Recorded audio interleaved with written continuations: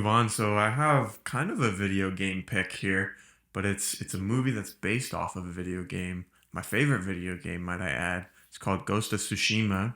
It follows a samurai warrior called Jim Sakai. He's the last surviving member of his clan, and then he has to fight, or he has to put aside his traditions of the samurai and kind of shape himself into a new form warrior. And uh, he's fighting to for the freedom of Tsushima, which is the island that he lives on. And this movie, or sorry, this video game was awesome. The handling of the video game was super cool. Um, you felt like a samurai warrior when you're going through, and they had a bunch of different aspects of fighting styles. There's a lot of different stealth missions, and then just duels 1v1, and you had different arrows and bombs and stuff that you could throw and stuff, and that's kind of where he kind of breaks the tradition of the samurai, because the samurai were big on facing their opponents head to head, kind of declaring the battle.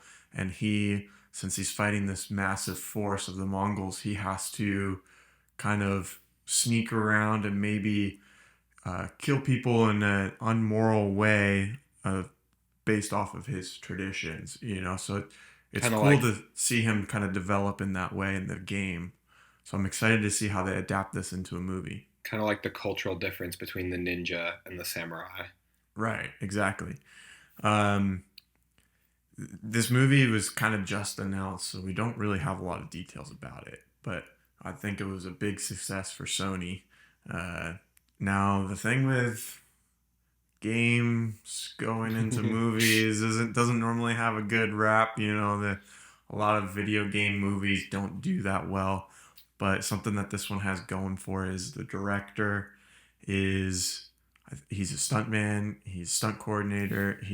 Chad Stahelski, Chad the Scalesty man. directed John Wick. John Wick. Yep, and he was in a bunch of other projects too.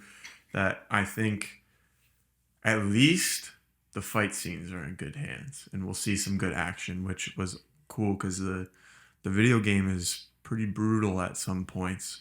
But he also worked as the stunt coordinator for the Wolverine, the Hunger Games. He worked as stunt coordinator for Sherlock Holmes: A Game of Shadows.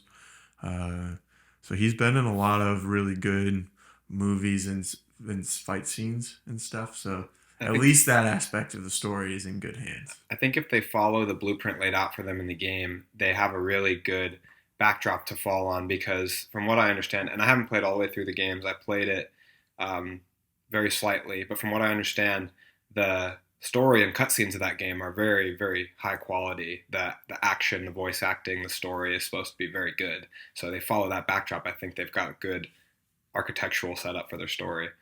Yeah, and the actor who voices Jin Sakai is, I don't know how to say his name. Is Daisuke Tsuji.